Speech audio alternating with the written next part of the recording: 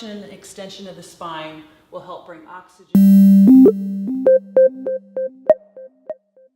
Hi, this is Nancy Thompson, this functional fitness specialist at the Springfield Wellness Center. Thinking maybe you've played Weekend Warrior this past weekend and came home with this twisted ankle. Well, if your ankle's been immobilized from injury, there's some things you can do pretty quickly once some pain subsides to help mobilize the joint, get it strengthened and stretched to return you to the activities you love. The first thing you'll want to do is start mobilizing the joint. The joint can become very stiff and immobile after being immobile from the injury, and you'll want to start moving it as soon as the pain subsides. So the first thing you'll want to do is some flexion, and you can do the seated, or even if you're elevated, your ankle's elevated in a chair, but just flexion and extension of the ankle to get mobilization occurring, which is going to help speed recovery by getting the fluids moving in your joint. And you'll want to do this about 20 times, certainly on the injured ankle, but even do it on the good side to stay balanced. So flexion and extension movement is very important. You can start the lateral motion of your ankle as soon as the pain subsides. You'll want to hold off on that until, because that's where your injury typically would occur at, but once the pain subsides enough, then you'll want to start inversion and eversion movements at the ankle, but definitely wait till the pain subsides. So mobility is the first thing you want to start working on.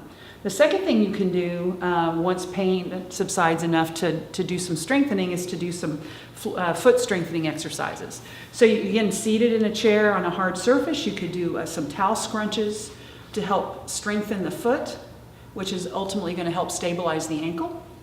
And you can pull on the towel with your toes until you've reached the end of the towel, and then do that again, and make sure you do that about 3 times. Again, might as well do it on both sides, both the bad foot and the good foot. And then the third thing you want to do is stretch the area. And again, as soon as you're able to bear weight and the pain has subsided enough, you can get on your feet and either use the back of a chair or a wall and do a calf stretch and a soleus stretch. Working on the rear foot, we'll want to extend the leg, press the heel into the floor, and as you move forward, you'll be doing a gastrocnemius stretch. And then to add a soleus stretch, we would bend the knee, the deeper muscle in the lower leg, and stretch that as well, holding that for about 30 seconds. And go ahead and do that on each side to improve the flexibility on both ankles. So if you can improve the mobility of your ankle, work on that after the injury, help stabilize the ankle by improving this strength in your foot, and then do some stretching to help stretch the other side of the damaged joint, you can really help improve your recovery and get back to those activities you enjoy. This is Nancy Thompson, your functional fitness specialist at the Springfield Wellness Center, wishing you peace and wellness.